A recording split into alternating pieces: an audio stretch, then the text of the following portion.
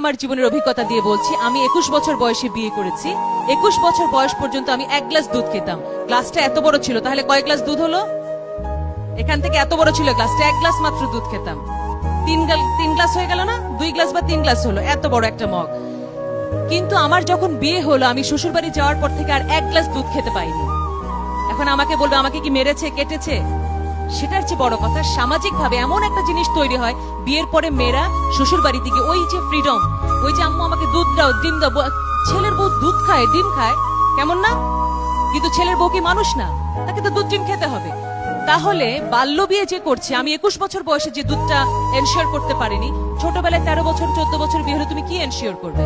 তোমার পেটে হঠাৎ করে বাচ্চা, তুমি তো কিছুই জানো না, হঠাৎ করে বাচ্চা আসলো, তোমার বাচ্চার সমস্ত নিউট্রিশন নিয়ে গেল, তোমার পেটে তোমার বাচ্চা হলে গেল তোমার শরীরের শত্রু। কিন্তু এই শিশুটার তো কোনো দোষ নেই, দোষটা কার? আমি বলবো তোমার। তোমাকে শুধু বুঝতে হবে মা, যে আমি 18 বছরের আগে বিয়ে করব না, একটু বুঝেছো? আচ্ছা, 18 বছর হলেই বিয়ে করবে কে কে দেখি, সাথে সাথে অন স্পট, বার্থডে দিন, বিয়ের দিন না? আচ্ছা, ভেরি গুড।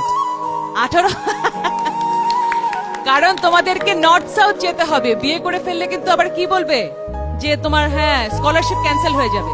সুতরাং আসলে বিয়েটা কিন্তু জীবনের খুবই গুরুত্বপূর্ণ একটা দিক। কারণ কি, বিয়ে কি জানো?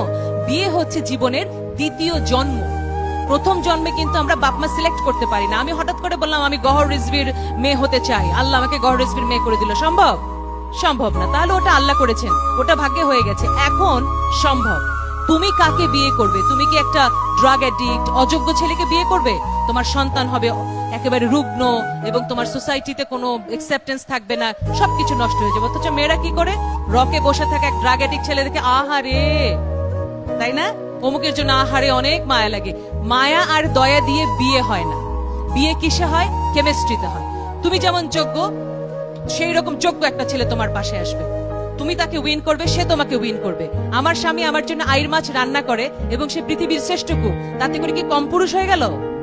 না। কিন্তু স্বামী স্ত্রী দুজন দুজনকে এইভাবেই সাপোর্ট করবে।